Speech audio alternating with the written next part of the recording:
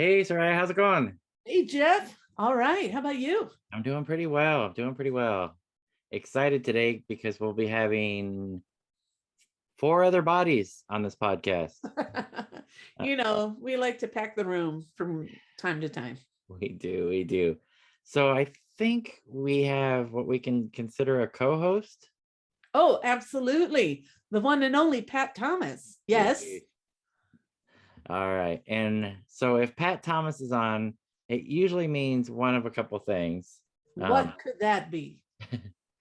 Today we are talking to Dream Syndicate. Yay! All right, well, let's get Amazing. started. Let's do it.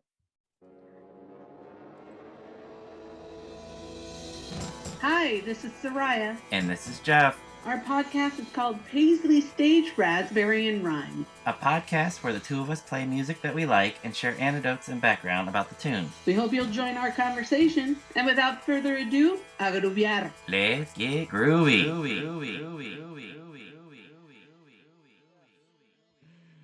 All right, Soraya, you want to get us started today? Well, for our listeners, first of all, we want to welcome back Pat Thomas as our guest host and give an immense welcome to Dennis Duck, Mark Walton, and Steve Wynn. Woo! And we are here to talk about this big beauty right here. Yes. Yeah, buddy. Yeah. Out of the That's grave. a beautiful packaging, isn't it? I love This it. is really. And then Jeff, how many copies have we actually found in stock? Not very many, as a matter of fact. We were looking just now, and as far as the label that released it, Fire Records, we'll talk to Pat about this in a little bit. It showed that they were out of stock in it, but we found that Amazon had some coming up if you go that route next week. And then we found a couple other copies, but this went really quick. Just for the record, there'll be at least another 1,000 out in about a month. Okay. Yeah. So it will be available. Well, yeah. Thankfully, we're not discussing a brand new, totally out of print release. Yeah.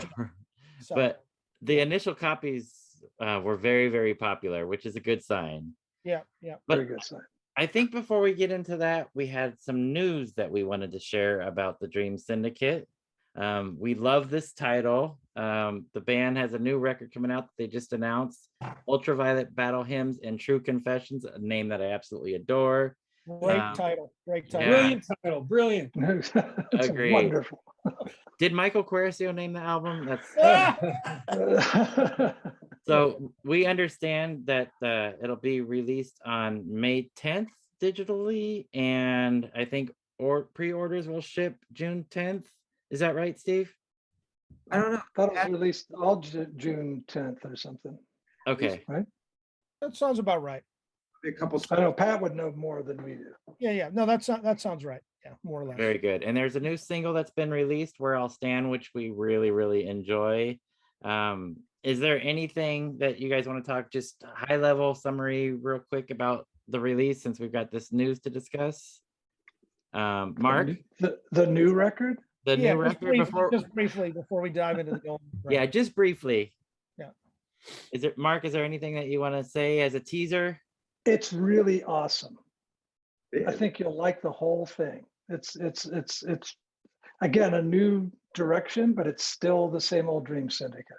Nice. Dennis, any thoughts? Yeah, pretty much agree with what Mark said. It's another step forward, but it still has the base soul of the band, which we'll never lose. And I think people are going to really dig it. It's got a lot of different things. It hits on a lot of different levels. I've listened to it so many times that I've never gotten tired of listening to it. Wow. I think it's a real strong new step for us. So, yeah. Very good. Very good. Steve, any thoughts? Yeah, I'll tell you one thing that I've been. I think is really cool about the record, about the single, about Where I'll Stand, is we played together. The last time we played together before the pandemic, we saw you guys at the Echoplex out in LA, and then we didn't hang out together, play together, do anything together for a long time. And this recording session we did in July of last summer was the first time we got together to play music. And we all got together in Richmond, Virginia to do that. And we learned a new song that I'd written called Where I'll Stand. We rehearsed it for a couple times through, then turned on the red light, ran the tape. And the first time we played together in a year and a half is the single, the version you hear. That's it. That's the first bit of music. One take wonders. You're so fired, Wow, that's very impressive. ready to go. Wow, that is definitely impressive. Yeah, we're hungry. We wanted to play. We were missing each other and missing the activity of playing. It was definitely worth the trip to Richmond. Ah, excellent. One more thing, Pat, before we'll let you take it away, as far as what can I say, no regrets. I did want to mention that you guys will be playing in Austin about the time that this is being aired. And Mark Walton, you're going to be doing double duties, playing with Dream Syndicate and Continental Drifters. I am. I'm very excited to just run around the town, hopping from club to club for 3 days straight. Excellent. And then Steve, are you doing anything besides the Dream Syndicate? Any side gigs while you're there? I'm doing besides the 5 shows we're playing together, I'm doing a sort of solo show at Yard Dog Art Studios where they have been selling my artwork in the last 5 or 6 years. So I'm going to do a show over there, acoustic, but I know Dennis will be there and Jason will be there, so who knows what will happen. Mark won't be there because he'll be rehearsing with the Continental Drifters at that time. And then on Saturday, the last day of the South by Southwest, there's going to be an Alex Chilton tribute show at Lucy's Fried Chicken with a bunch of our mutual pals, Vicki Peterson, Susan Cowsill, and Peter Holzapfel, Chuck Prophet. A whole bunch of us are going to do Big Star and Alex Chilton songs. So I'm going to do that as well. Ah, that's Nice. Yeah, it's our opening band at Lucy's that day. Actually, you It's play going to be, right after that, right? I think it's the Big Star and then Blue Mountain and then us. Great. And then Chuck Prophet will play right after us. Wow. Yeah, so for all of our listeners, this is going to be a great show. And by way of transition, and we'll let Pat take it away. So my big time copy of Out of the Gray, I had all of you guys sign it at the Continental Drifters that I came to see you guys at in LA.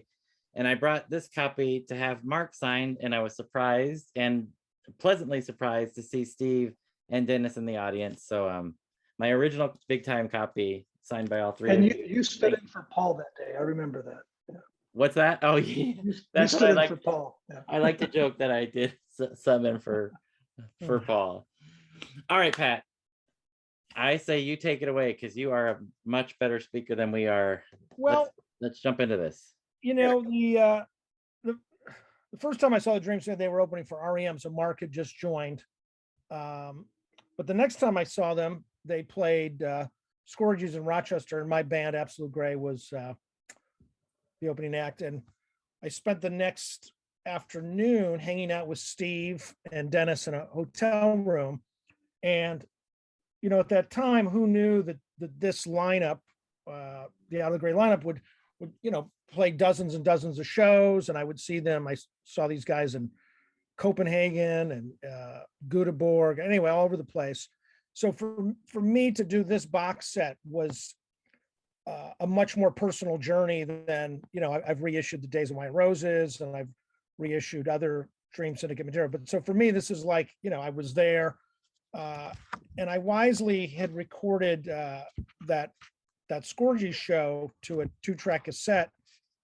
And I felt so passionate about it that I purposely didn't share it with tape traders. So in other words, it's probably one of the only Dream Syndicate sort of, you know, fanboy bootlegs that has not been on Jaap Boes's website and heard by millions. Right? And I was also, as I say in the lyrics, I was obsessed with it because those songs were so fresh, right? And it you know, took the band for a number of reasons a while to put it in the studio. So anyway, I just had a great time doing this. The other thing is Dennis really has an amazing archive of Dream Syndicate cassettes and other tapes. And so Dennis had this thing that I sort of compared to the Replacements, Shit Hits the Fans.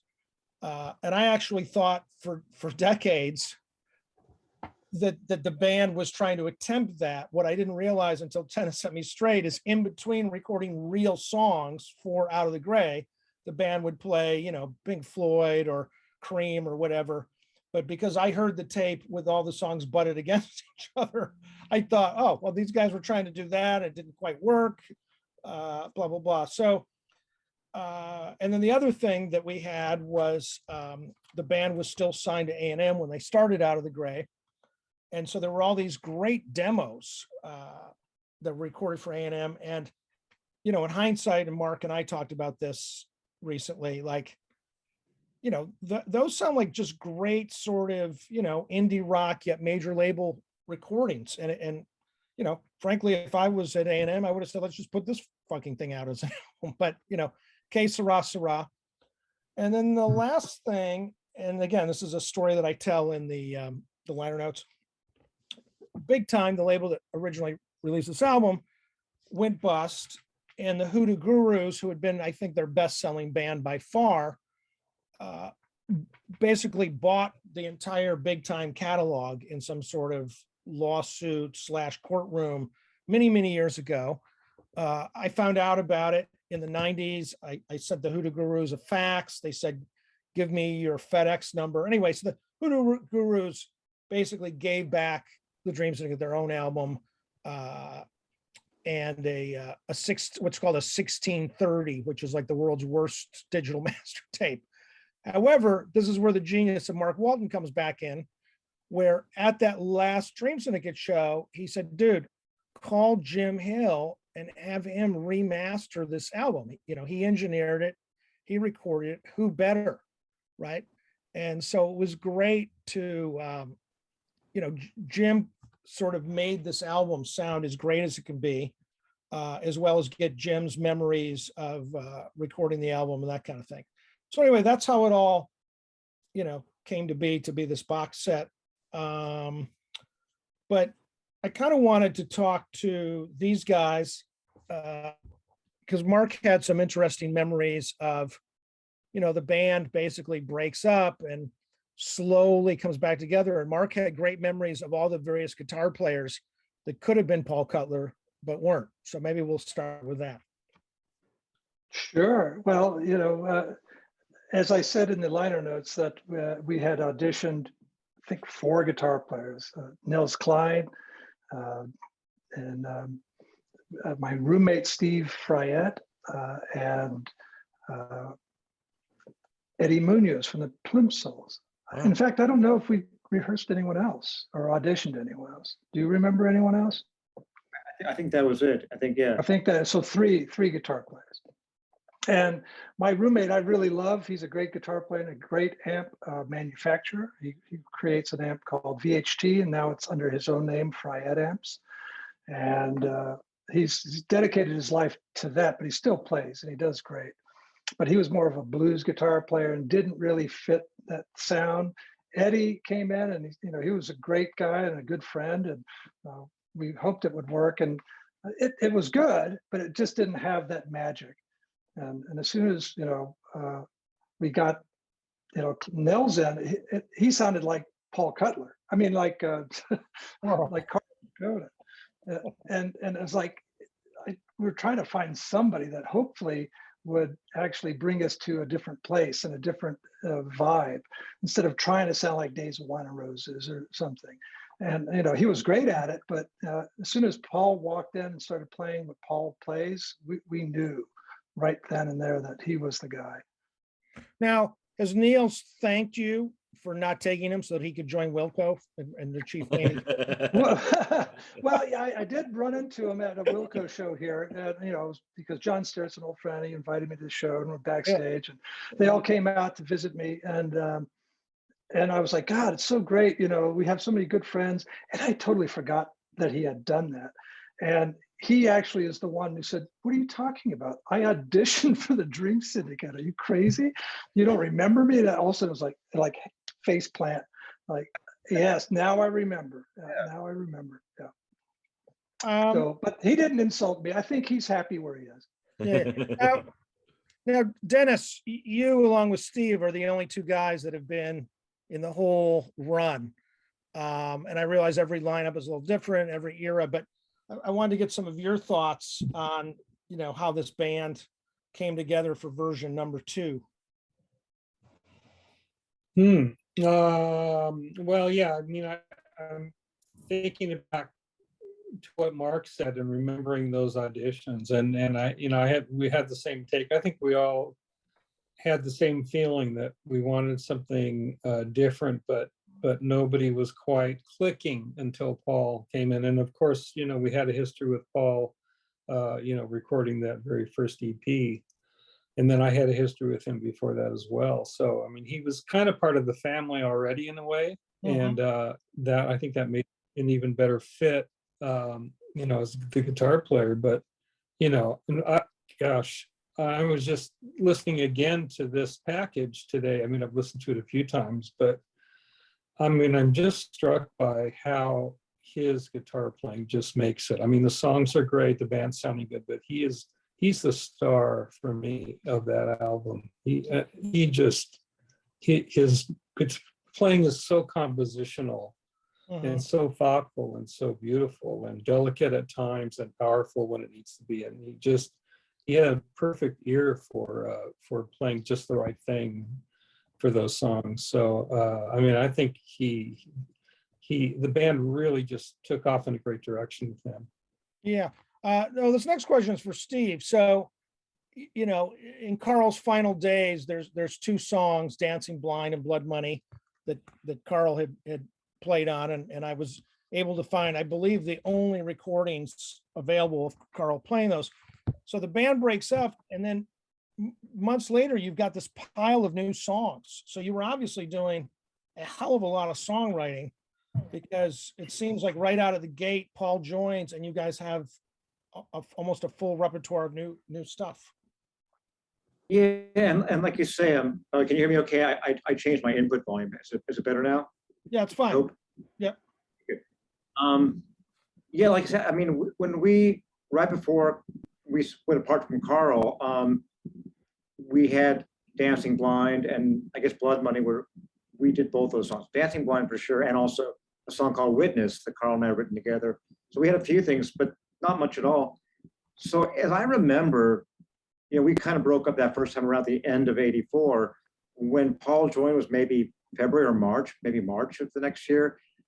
There weren't all those new songs. And I think what happened there is just the excitement of us playing together and how well we fit with Paul inspired me just to write a bunch of songs and to write songs for a band I was excited about. Because there's no, you can write songs in a vacuum. Obviously, you can write songs just sitting around for yourself. But when you're in a band that has a sound that you're kind of digging, at least in my case, it makes me want to write for it, because like, man, with this sound, I can imagine all these kinds of songs that I hadn't written before. So they were really different, very different sounding songs than the ones on Days of Wine and Roses or on Medicine Show. They were kind of, I think, maybe a little more pop, a little more compact, and somehow seemed like they would fit what Paul was bringing to our sound. Yeah, I mean, if you consider that, like you said, you guys start in the spring with Paul, when you hit Scourges in July, you've got almost a whole album of new material that you guys are playing. And the other thing I love about it is that there's very few bands, whether they're an indie rock band or well-known established band, that tour and play new material that no one else is, in other words, I love the fact that the set was all this new stuff, plus a new guitar player, It was exciting, to have a new sound, a bunch of songs. Why not go out and play them all? Yeah. No, it was awesome. It was awesome. And look, I mean, a big part of this whole thing too is that, I'm not speaking out of school here when I say that the last, say, half year of the band, pretty much the time Mark joined the band. Oh, yeah, speaking out of school, we'll never know what he said. Well, we actually did. We kind of froze up. We went on tour with REM. Still here. But no, it was a fun tour. We had a good time, but of course, between Steve and Carl, they had some issues. It was a fun tour. We did, being on tour with REM was great. Going to Europe for the first time was amazing, and so many great stories. But it also was there was some fighting going on. It was also for my own story, probably more than I ever did before or since. And that was probably tying into the frustration I was feeling, maybe that I wasn't getting along with Carl, all this in the middle of a lot of fun and very memorable things. But once that all went away and we started playing with Paul, it was just kind of, all happiness, all excitement. And the title of the song, the song Out of the Gray, is me writing about that. That whole song is about, all these weird, dark, fuzzy times were in the past, but now it's a new beginning. It was very nakedly about what I was feeling and what the band represented to me at that time. It's like, yeah, we're having fun. We're having a ball playing together and playing this new music, and it's kind of like a rebirth. Yeah. The other interesting thing, just from a record collector nerd factor, if you go to Discogs, big time, probably because they were, relatively small label, they licensed this individually to every territory under the sun, right? So there's theoretically like 30 different versions of Out of the Gray versus, let's say, 2 or 3 versions of Days of Wine and Roses, 2 or 3 versions of Medicine Show. So there's every territory had its own thing, and I think they're anyway. So that's neither here nor there, but it's just kind of interesting to see how many, the band's popularity had soared to the fact that the Spanish want to press this record themselves, the Italians want to do it themselves, the Australians, the Germans. So Jeff, I know you're the world's biggest nerd record collector. You got a lot of buying to do. Obviously, there's no major variations between any of these, but nevertheless, there you go.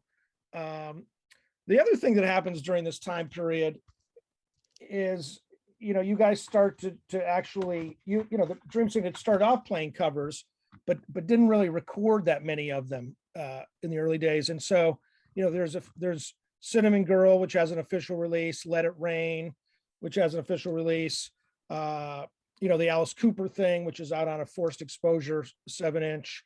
So I love the fact that there's all this playfulness happening that isn't so much reflected in the first couple of albums or even the albums that came later.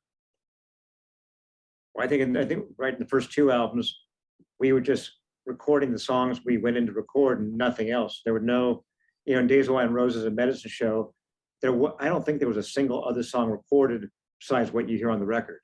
Right, Dennis? That's what I remember. Yeah. No I extra don't think there were, no extras, I don't think. Whereas for Out of the Gray, we had more originals than we even needed, and then we and tell me, Mark and Dennis, if I'm wrong, my memory here, but did we go into the session saying let's run the 2-track tape and record everything, or did we decide that during the session? We told Jim at the beginning, it's like, just have a 1/4-inch tape running no matter what in between songs. That way, if we start doing something, make sure you capture it. So that's what you hear, all those weird little covers, and they kind of fall apart sometimes. Sometimes they get really inventive and spontaneous and just go where it needs to go. And it was fun. And I'm glad we captured it. Some of it was go ahead, Dennis. No, go ahead. Oh, Steve. Falling apart. I said nothing. Oh, was that Pat? Pat was talking. I'll just tell again for the nerds, what wound up on this box set in terms of those covers is only like about 1/5. It just, Dennis and I sort of painstakingly listened to the covers, and we more or less agreed to trim them way down.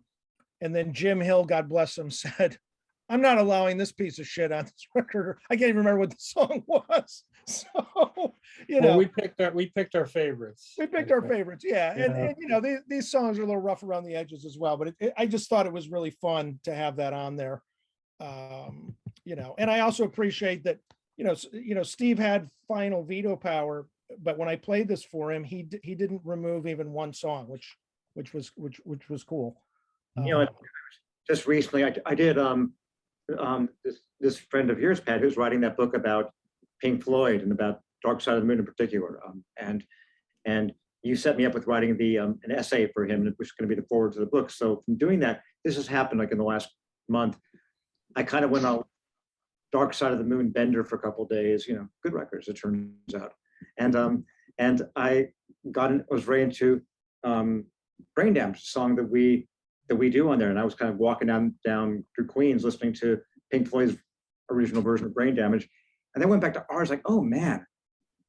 I mean, it's not surprising, but I've got all the words wrong. I was kind of cringing at how many, because we weren't trying to do perfect covers. We weren't saying, okay, everybody learn this song by Tuesday, we're going to record it. We're just doing it spontaneously. And sure, Brain Damage by Pink Floyd's somewhere in the back of my mind from hearing it as a teenager. And I'm kind of surprised I got as many words as I did, but man, you know, hearing it now, it's like, ah, damn, I wish I knew all the words whenever we recorded it, but hey, that's interpretation. I wanted to try to get, I don't know how many times the band members here have listened to the Scourges thing. You know, there's so many amazing versions of John Coltrane Stereo Blues I've heard through the years. There was even a fanboy CDR about 15 years ago that collected a bunch. But, and I'm not just saying this because we used it. This is one of the most amazing John Coltrane's I've ever heard. And it definitely made an impression on Steve, because the very next day in the hotel room, we're still talking about it. I was just curious if any of you guys have had a chance to really listen to this and had any impressions whatsoever about that particular version. Yes. Yeah, I think it's a great version. It's right away was one of my favorites. So I agree. It's a special version. Definitely. I mean, there's a lot of great versions of that song over the years, but that's particularly good one. I'm really glad it got captured. Yeah. And I haven't really listened to it in depth, so I can't comment on it. Yeah. Now, I will say this, when the box set was released, and me being the producer, I also work for Fire Records to put this out, they said, can you pick a few songs to be the teasers? And I begged and pleaded for this to be the teaser, and the powers of be said, we can't have a 20-minute teaser, 15-minute teaser, whatever the hell it was. But, you know, I thought, like, man, this will blow some minds, but there you go. Well, right after our last album, having the first single be 20 minutes, why not? Yeah, exactly. First single, so proud of that. Jeff, you must have a few more questions you want to throw here at the team. Yeah, so one of the questions I had for you, Pat, so when you saw the band at Scourges, and you've seen the band plenty of times over the years, what do you remember about that particular performance? And thank you for finally releasing this performance. Okay, so I had seen the band once before. I'd seen them, or twice. I'd seen the REM tour a year before. So that tour not only includes Mark as the new guy, it also had Tommy Zevinchek on piano, and of course the band were playing relatively short sets because they were opening for REM. And you know, I was one of those guys where I like the Medicine, you know, like the Medicine Show was a very controversial record, right? I now love it, but watching it live, I was kind of, do I like this? Do I not like this? You know, I had a lot of mixed feelings of those shows. So when the Dream Syndicate played this small club show, and I knew there was a new guitar player, whatever, I came in with no expectations other than I basically love what these guys do. But to see Paul Cutler, not really knowing who the hell he was, other than some guy who'd been in 45 Grave, a band that I never listened to, coupled with all the songs, it was just really fucking mind-blowing. And again, I think a little bit of that energy is reflected in my conversation with Steve that I just briefly reproduced, which is where the two of us are kind of nerding out with each other on what is the future of this band and where is it going, and does it fit in with FM rock or is it indie rock? You know, it's a really incredible time for the band. And then, like I said, you know, I wound up moving to Europe around the same time the band traveled through Europe. I saw several shows of the final, you know, it's just those Paul Cutler years are amazing. And I'm really hoping that this box, because there's always these people that say, oh, you know, it was all over after the Days of Wine Roses, which is utter horseshit. And I think this box, between the remastered original album and the live album, you know, I've had several, you know, people write to me and said, okay, I get it now. I really get it. Yeah, and Pat, I'll join in. When I was asked by Carl to come in and play with the Dream Syndicate, it was the medicine show that sold me. Mhm. You know, the Days of Wine and Roses, I've heard it, and I was like, yeah, it's good. But it wasn't until I heard Medicine Show, I thought, okay, now they're showing depth and they're showing some interest.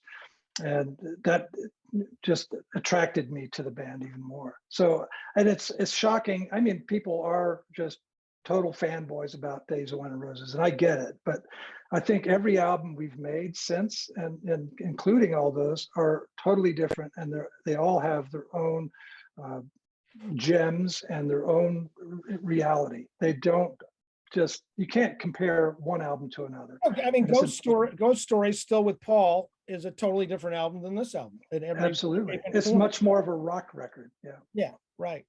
Yeah. So Mark, I loved the way that you talked about these new guitar players coming in that discussion there. So Dennis, I had a question for you with Mark coming in, and I think Mark, this is your first studio album with Dream Syndicate, Out of the Gray. So Dennis, how did you feel with this new rhythm section? And I'm a huge Mark Walton fan. So Dennis, how was it? You better for say something good then. Mark, I'm not trying to lead you down a certain way, but how was it for you with Mark coming in? God, you know, what can I say? Mark's right here, so I have to be careful. No, I love. Wait, hold on. I'll take my earplugs out. There you go.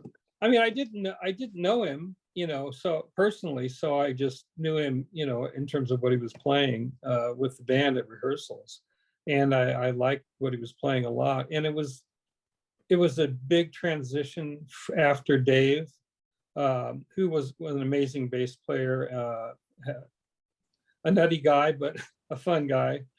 But I mean, I think as we rehearsed with Mark, I just grew to like him more and more, and he really grounded the band with the style that he played. I mean, he still does. So it was just what we needed.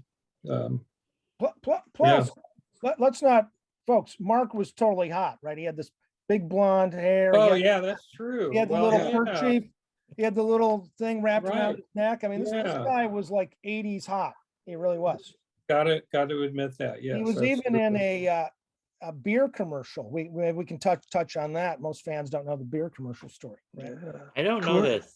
This is new to me. I was asked by a friend that worked at Warner Brothers if I wanted to audition for a Coors commercial, and I said sure, but I've never done it before. There was an open call, just go down there. And I went down there, there was like hundreds and hundreds of people lining up. And I got in there and they said, well, what's your name? I said, Mark, and they're filming me. And they said, well, where's your instrument? I said, I didn't know I was supposed to bring one. So they actually, you know, I did an air guitar or air bass kind of thing. And I got a call back. And then I got a third call back. And then they called me back to do a fitting. And so we played a rock band. I played myself as a rock band going up to the Rocky Mountains, which was Griffith Park and Hollywood, in a limousine. We drove up and, you know, we got to the stage, a big crowd of people, and we ran out of the limousine, jumped on stage, and we lip synced to Brown Sugar of all songs. And that's it. At the end, we were all, you know, clashing beer cans together with the logo facing at the TV and drinking them, and I made a lot of money at it. Bravo. Yeah, it was great. I was getting like $3,000 checks every couple of weeks, and I was very happy. Wow. Very cool. So I had a question about the format of the Out of the Gray record. So Fire Records releases the gatefold of the vinyl record, which is really good. But then you release this 3 CD box set that Pat's talking about. Mm-hmm. And I have to say that Jim Hill did an amazing job. I know Paul's thoughts on his original cut for Big Time. But what Jim did for this sounds incredible, you guys. So I don't know, how was it for you guys hearing this new remastered version for the first time after comparing it to Big Time? In my opinion, like, this is light years better than the original Big Time. It's record. definitely much better than it was, you know. And the problem with the original recording is where we mixed it. It was a brand new solid state, you know, studio. It was not tube. It was all just digital, and you know, all these fancy new digital reverbs and stuff. And we got sucked into this whole thing, and we weren't ready for it. And we kind of regret some of the, you know, textures and some of the sounds that we got in the mixing. But Jim actually pulled it back out and made it more listenable, and it's a much better presentation now. I mean, I always say that if you listen to pretty much any band from that time, like say 1985 is like the 85, 86, whether it's all of our contemporaries at the time, REM, The Replacements, you know, of course the other Paisley bands as well. We all had that sound. That was the sound of the moment, and it just, you couldn't avoid it. And the only bands who really avoided it at that time were bands that had no budgets. Like, I love records by, say, the Meat Puppets or Husker Du, because they were making those records so fast. And for SST, were, you know, notoriously cheap. Those records actually sound fantastic now because they, Absolutely. everybody. I love Life's Rich Pageant and Document, and I love Tim and Pleased to Meet Me. They're all these, and I'm thinking just scraping the surface, but all these other bands around the country. I love the 3 o'clock record and Bangles records, but that sound was the sound. We all got somehow sucked into it. It's like we all drank some weird Kool-Aid for a couple of years before we came to our senses. And it's nice that on the issue, that element of the sound is largely stripped away. It's like, oh yeah, now it just sounds like a band playing music. So major kudos to Jim on that. That was Yeah. I also want to mention, since this is the Paisley News Hour, I kind of forget that Jim worked on this record, because I really think of Jim as the Rain Parade guy. Mhm. You know, the explosions in the Glass Palace after David Roback leaves, that's engineered and co-produced with Jim. And I, you know, almost lifelong friends with Matt Pucci and Stephen Roback. So I always heard about Jim's genius from them. And of course, the sound of, let's say, the song No Easy Way Down. So, you know, and in fact, the recent Rain Parade recordings are also, you know, they still work with Jim. So yeah, Jim's quite a remarkable guy. And again, not usually mentioned in the history of the Paisley Underground, but his Rain Parade connections alone, he's part of the whole history of the scene. Here's a question.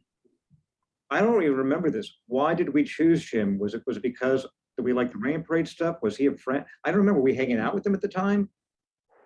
Well, I knew No. him, but I didn't actually know him well. I mean, he was working with Wall of Voodoo a lot at that time. I actually was brought in to try to do their live sound. So I had to deal with Jim on that, because he was the one who was judging, if that's a question. And they rehearsed at my studio a lot too. So I would see them a lot. I don't think it was me though that suggested Jim, but when I heard his name, I went, yeah, Jim's great.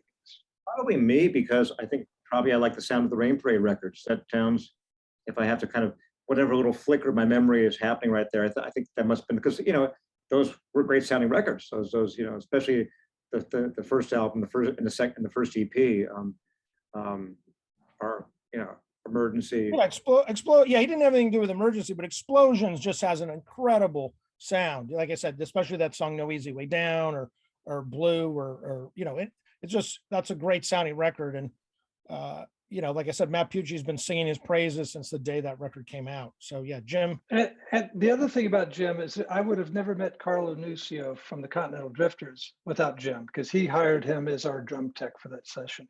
So I thank Jim. I was going to say, are you sure you want to thank him or blame him? Yeah, but no, Carlo is, you know, he's an interesting fellow, and he's a very old dear friend. And Well, so I'm very happy to have had that connection from Jim. I got to say about Carlo, because Carlo has another connection that isn't talked about much. Carlo was in Stephen Roback's Viva Saturn band ever so briefly. He was also a drummer in the Rain Parade briefly too. Right. And when I heard him play with Roback, it was like hearing John Bonham intersect with the Rain Parade. It was, I know he fit in really well though. he fit in well. And then the other genius about that guy, and I told him this to his face at the Wild Honey band show, this is the only guy on the planet who can play like John Bonham and sing like Levon Hill. I mean, I love the guy's voice as well as his Good drum. He's, point. he's really a freak of nature in many ways. Yes. Here's to Carlo. Yeah. All right, so I have another question, and maybe this is directed to Pat or the band. I don't know, but the presentation of What Can I Say is just fantastic in this book format. Soraya and I have talked about this, but it's gorgeous. This presentation, I absolutely love it. Well, when It's when very fantastic. So when I first started working for Fire, long before I knew I would be doing this project, they sent me these Burt Yanch collections that were in the same packaging. And first of all, I'm the world's biggest, British folk fan, but I made a mental note of the packaging. And so when I came up with the idea to do this, I said, we have to have that packaging. Now the design is this guy, Alex Hornsby, who works for Fire.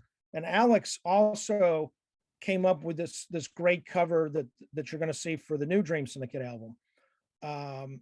And Steve and I, talked about different designers and images, and we kind of let Alex do his thing. And then I came up with the idea to have Steve supply Steve's a great iPhone photographer. He's the Ansel Adams of the iPhone. So we gave Alex a bunch of photos that Steve had taken over the last year or two, and Alex magically, weaved those into the new album. But yeah, he's really deserves the credit in terms of the vibe of this. It's really his vision, his talent. I love the cover photo. I had never seen anything but the one that was chosen for the original Out of the Gray. So it was nice to see alternates. Oh, well, also in terms of alternate photos, Dennis Duck here has a state of Texas file. I mean, giant Texan size file of photos, clippings. I mean, almost everything you see in here is from Dennis, and a few little nuggets maybe I had, but yeah, Dennis is really the visual, or the ephemera archivist. I like that word, Pat. Thank you. Yeah. So, yeah, I have a huge audio collection of Dream Syndicate stuff, but yeah, Dennis is really the paper goods guy. Yeah, we had fun going through all that stuff. That was, Yeah, I and hadn't looked through it in a long time, so I'm glad we did that. bringing it through full circle here. For example, Bill C, who had a great band called Divine Weeks in the 80s, that Dennis played drums on the album, and Steve released it on Down There. There's a Bill C review from like the Music Connection or something Right. to that effect. There's me and my earliest nerd fanboy. I happen to be living in Denmark when the band plays Roskilde. And that's kind of a funny story that maybe the band themselves can tell, which is they're on tour in Italy. Roskilde is like Glastonbury. It happens every year in Denmark. Very, very big bands with a few smaller ones. And the British band, The Cult, were supposed to play on Saturday night. It was the spot. It's like 10 p.m., right? There's 20,000 people. They're drunk as fuck. And then instead of The Cult, out comes the Dream Syndicate. I'll let these guys, maybe they have some memories of that. Oh, yeah. Yeah, you go ahead, Steve. I mean, well, just the backstory from what you said, Pat, is that we were on tour at the time in Italy, and it was a Thursday, and we were playing a show on Thursday in Italy, and we got the call, do you guys want to, or can you guys play Roskilde on Saturday, 2 days later? I mean, we're playing a show, and we're playing every night in Italy, and we thought, somehow, a lot of these things, if that kind of thing happened now, I'd be able to tell you every detail of who said what and how it happened. Back then, just things sort of happened. Maybe management talked to labels, but they asked us, we said, sure, why not? So we had to obviously cancel a couple Italian shows, flew up to Copenhagen and made the 1 hour drive. Now, I think we knew we were going to be replacing the Cults. And I think we knew we were headlining the big stage, not sure, but I think that was also told to us. But we just took things in stride back then. We didn't think, sure, this is the thing we're doing. You know, I think if that would happen now, I wouldn't get nervous per se, but I think a lot about, okay, guys, we got to be on top of our game because, you know, this is a big break. Man, you have no idea what this could do. Back then we said, sure, why not? And we showed up at Roskilde, I'm not kidding, 1 hour before our set time. And someone just led us from the van to a backstage. We probably had a few beers and whiskeys and hurriedly wrote a set list, went on stage, and there was 50,000 people to watch us play. And, you know, if you know, playing festivals is kind of a crapshoot because you don't always have control over the situation. You're hoping the monitors are good. Usually you're not using your own equipment. You're using whatever they have there. So it can go really badly or it can go really well. This was one of those times where everything was great. The gear was great. We were too frenzied to be nervous. The monitor guy did his job and the crowd was wild. I think the guy, and now Pat, I know you had the recording, and I think the guy introduces the band, says something along the lines of, these guys came all the way from Italy to fill in for the Cults. So, you know, he set us up as the great heroes of the situation. So the crowd was on our side right away. So everything combined, I mean, holy cow, it just was one of those, none of us ever played that many people before, so probably never will again. And yet it was just so easy and so much fun. Yeah, and I would argue that one of the reasons you remain so popular in Scandinavia to this day is the people that were in the, you know, it was almost better than being on TV, right? Like there's 30, 40, 50,000 Swedes, Danes, Norwegians, they're right there. And they kind of, you know, have stayed loyal decades later through your solo career, back through the Dream Syndicate, whatever. I mean, that really puts you on the map in that part of the world, you know. Dennis, what do you remember about it? Wasn't it pouring rain? Yes. Right Just- when we started playing, Yeah, Let just It Rain or whatever. it insane was. amount of rain. That's kind of what I mean, I remember a lot of what Steve's talking about, but I really remember the rain for some reason, you know, just. I'm pretty sure I have to say here that when we played, May was drizzling, but when we finished, we came off stage and then it came downpour, and the band, the follow, we were technically the headliner, but the mop-up band, the band they put on like to close the night out while people left and also while people got out of the rain, was Giant Sand. That, Oh, yeah, I was there. So I'll say this with all due respect to how the crowd had dispersed, right? Partially because of the rain, it was late. And so it was a little like Hendrix mopping up at Woodstock, right? It's like Hal probably thought to himself, now the last time I checked, there were 50,000 people here cheering. Now there's 10,000 and they look like washed out rugrats, you know? And it was just luck that I was living in Copenhagen at that time. Steve and I were already friends, but you know, pre-cell phone, pre-internet, like he had no idea I was there. And I made a couple half-hearted attempts to reach him through like Roskilde's management. They're like, I don't know who the fuck you are, kid, but stop calling, you know? So, but then the band came back in the fall and played Mamatra, which is this legendary Copenhagen jazz club with these giant photos of Coltrane and Miles. And because of the Roskilde show, Danish TV came and did like a 10-minute news article on the Dream Syndicate. And there is, you know, if there's ever actually, I think about this Dream Syndicate documentary, he should try to find out if anyone still has this footage. Danish TV showed it. I think I'm even in this dancing around, but that was like a news article. The Dream Syndicate have returned from Roskilde, you know, kind of funny. I just thought of this now. It just occurred to me about that. So. Excellent. We're still hoping for this Dream Syndicate documentary to get wrapped up here. So hopefully this gets to see the public someday soon. I've been in touch just the last week with Emil, who's working on it. He claims he will have it done by August. That's he's pretty good about that. So fingers crossed. Excellent. That's great news, Steve. Thanks for that. It's like Apocalypse Now. He's mortgaging his house against the completion bond for the film. All right, we have a couple minutes left before we let you guys go. Again, congrats on this. It's fantastic. If anybody doesn't have this, and good news, Pat, that that there's gonna be more copies pressed up because it looks fantastic. It sounds fantastic. I'm super excited about this release, you guys. So congrats on that.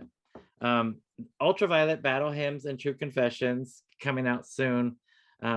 Can we expect a tour backing up this record?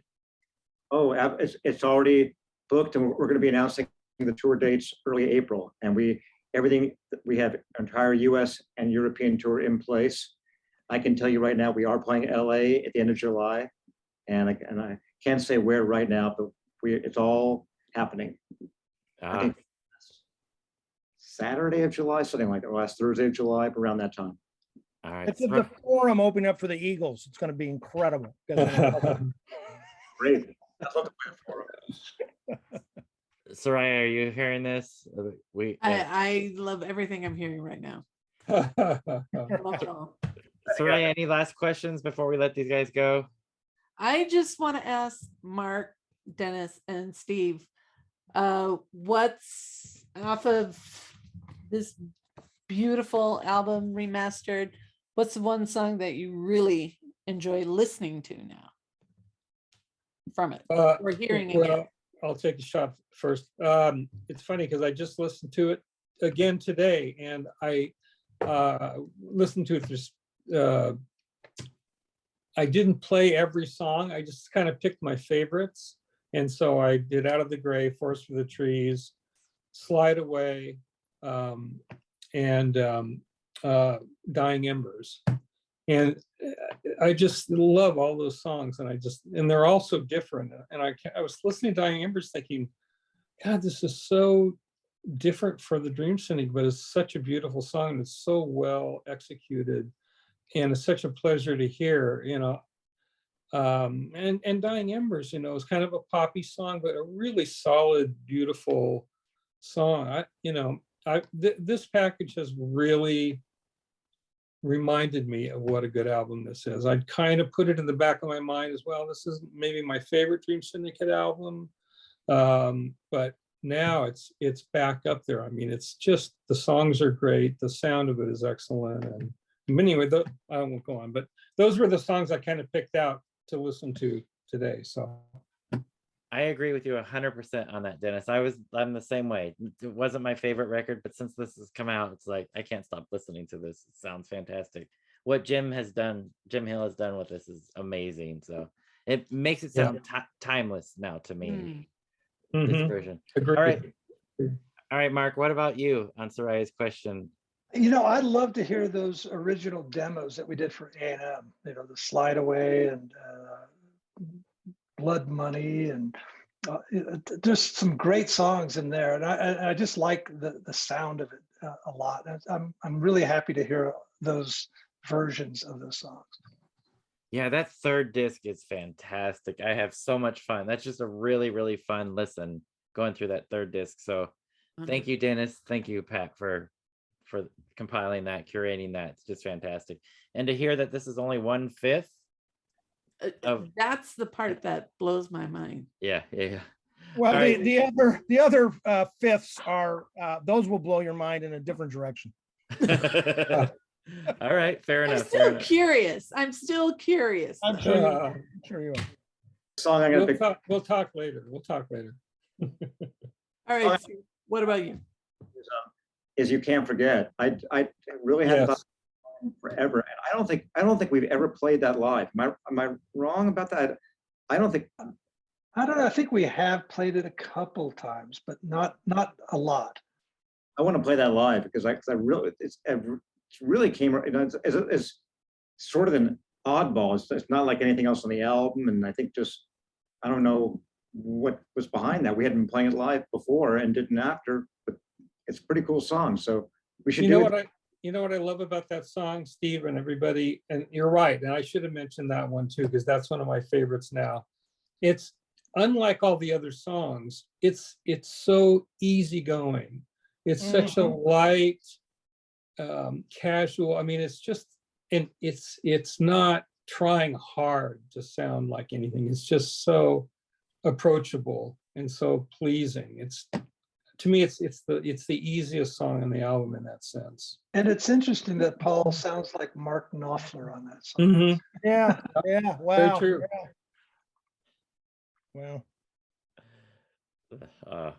Thank you guys so much. We really appreciate it. Pat, thanks for leading this discussion today. Okay, And- I have to give the fans just one more little tidbit here, since Dennis talked quite a bit about Dying Embers. Okay. There is and this is really Mark's news more than mine, because he told me, said Carolyn Carter, Dying Embers.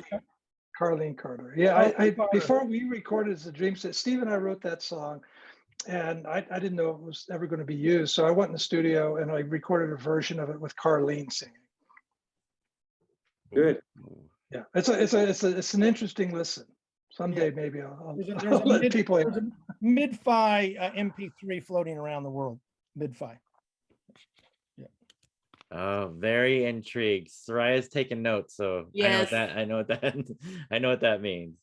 All right. She's going to be coming knocking on my door any day, right? Yeah. Yeah, exactly. It's not too far of a trip to Las Vegas, Soraya.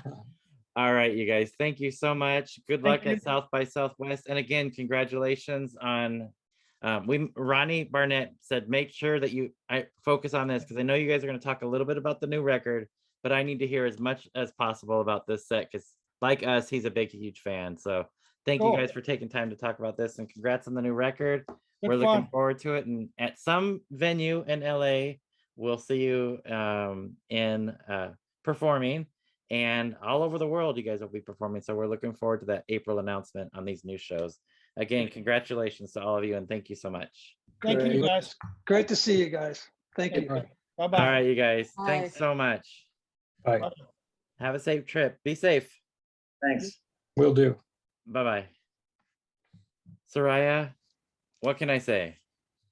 No regrets on having these guys on. None. Absolutely. It's fantastic. Having all three of these guys, the entire band minus Paul Cutler doing this. And I'm not joking when I said how I feel about Jim Hill's remastering of Out of the Gray. Yeah. This just sounds so much better. We talked offline. Like Dennis said, Out of the Gray was one of those records that I listened to and I thought, okay.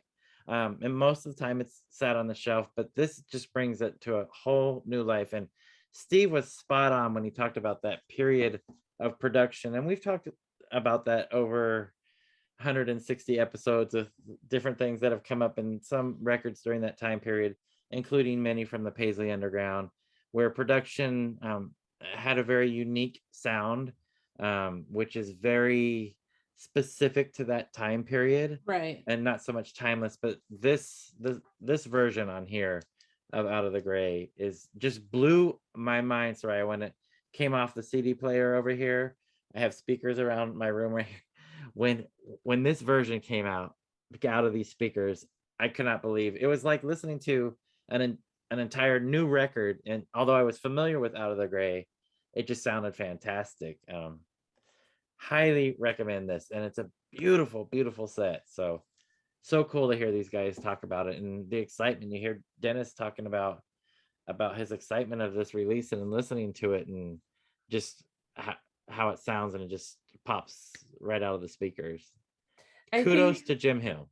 Oh, 100%. And I mean, you and I, we were really fortunate to have Jim on with us early on, and I think you and I both learned a lot. And Jim Hill just has a very great ear and a good vision for finding the sound that the band needs to sound like and bringing it to fruition. I mean, there were a lot of really interesting things that came out, and I think Mark and Dennis and Steve, as well as Pat, really reminded us there's a lot of good on this album. And I think because someone gave it the due attention that it needed. because we know about kind of the transition and the shift that was happening in the band at that time. Yeah. And yeah, the original release, listen, okay, good listen, and then shelve it. But there's so much that comes out here, and I cannot thank Pat Thomas enough Yes. for not trading the tape of That Scorgy Show and leaving it here to really, enjoy it. That set is just really interesting. But for me, the kicker is that third CD with all these. To me, I remember looking at the list, thinking to myself, this is an odd collection. Yes. However, some of these covers, for example, the one that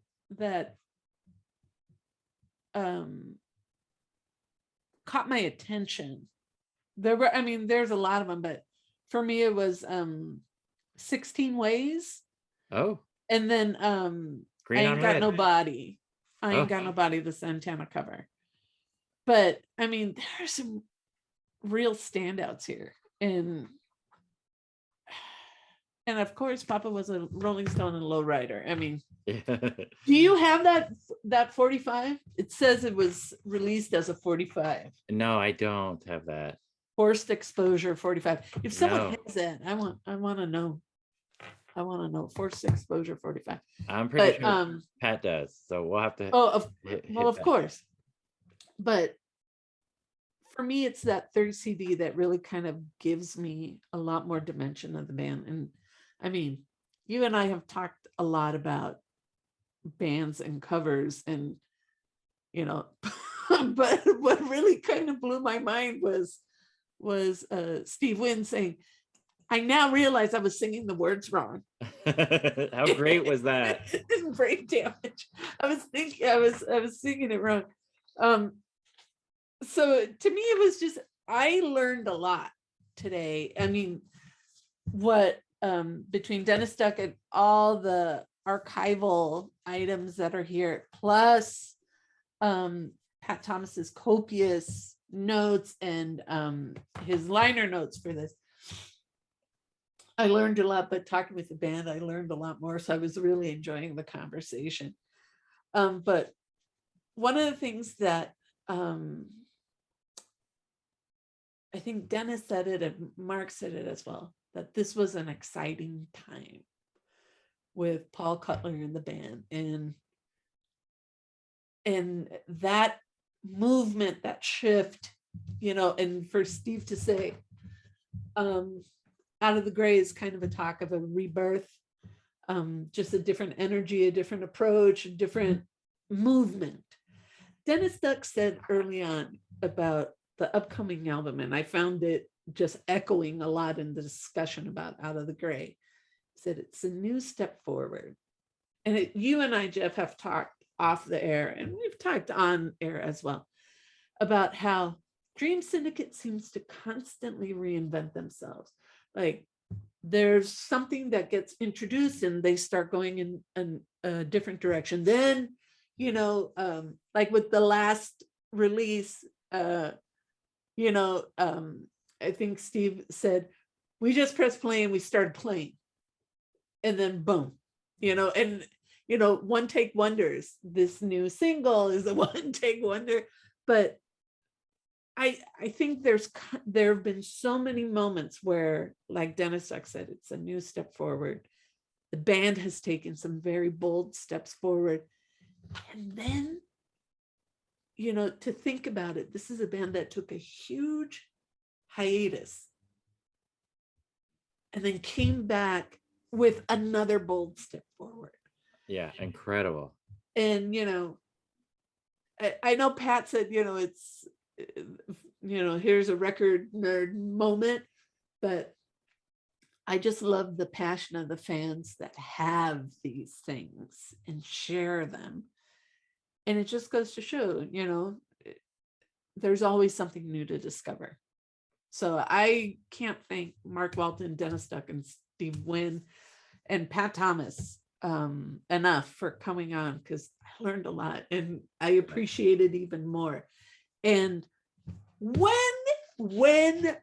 Jeff, have you ever heard the words so easygoing, approachable, and pleasing? When have you heard so easygoing related to a Dream Syndicate song? Only tonight. I mean, it's because we know them as the guys that'll add on, you know, a 20-minute version of John Coltrane's Stereo Blue. I mean, we know that, but easygoing. I loved when he said it. Because I Yes. said, yes, Yes. Indeed. bravo. And yeah, I'm going to be looking for two things. Thank you, Mark Walton. One, that version of him and Carlene Carter, Yes. dying number, and the Coors commercial. I'm Yes. looking for it. No Yes. joke. Because No. I gotta see how it went from air guitar to playing guitar and, you know, clinking Coors cans after lip syncing Brown Sugar. Cheers. Yeah. Here, and let's Griffith go. Park. Cheers. Just like, Yeah. there you go. Yeah, that was fantastic. Oh man. So, listeners, please go to Bandcamp, check out Dream Syndicate. By the time this airs, there's probably going to be, it sounds like, more copies. I'm glad to hear, Yes. because it sounded like the first run sold out really quickly, as far as we could tell. So go check this out. And also, they're taking pre-orders for the new album that will be coming out in a couple months. New tour. New tour date. And if Yes. you're in Austin or going to be in Austin for South by Southwest, damn, I want to hear that Alex Chilton tribute show Yes. at Lucy's Big- Fried Chicken. Yes. Yes. And Continental Drifters. will be Continental performing. Drifters, Dream Syndicate, Steve Wynn's solo show with a possible guest appearance of Dennis Duck and Jason. We'll take it all. You know, Yeah. Yep. wow, man. So the new record, there's a bundle that's available where you can give a hat, stickers, Bag, yeah, pin, a bag, and a slip a mat slip mat. for a yeah. turntable. So yep. But the pièce de résistance is a beautiful colored vinyl. Yes. So there's the colored vinyl as well as the black vinyl. Both are available, and that colored pressing looks incredibly beautiful. So our buddy Frank Dragato of the JFJ Conspiracy, where the shop talk is rock. He's already got his ordered, Soraya. So Oh, I ordered mine too. So we're payday's all coming moving, up. but especially for those of you really interested in Out of the Gray, I want to thank Pat Thomas for giving the information that towards in a month, 1,000 more copies. So of this beautiful Out of the Gray package, which you do want. Absolutely. Even Absolutely with your time. Yep. Even if you've heard Out of the Gray 100 times on the big time version, please do yourself a favor. Get this Fire Records version. And Soraya, before we sign off, that poster, the Yep Rock poster that our buddy Dennis had in the background reminded me that I wanted to do something for our sign off. Alexa, music room off.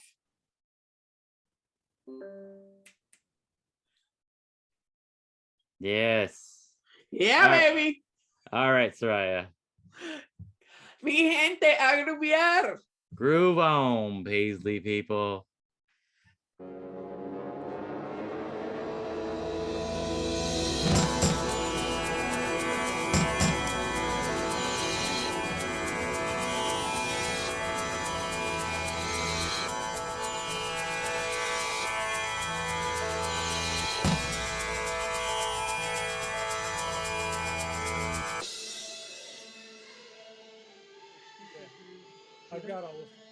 I've got all you squares now. So Yeah.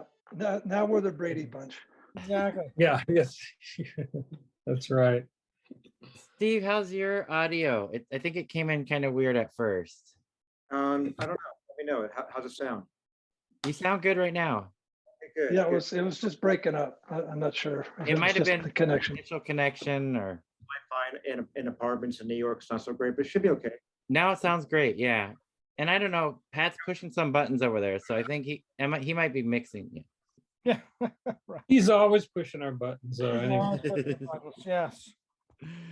All right, Soraya, you want to get us started today?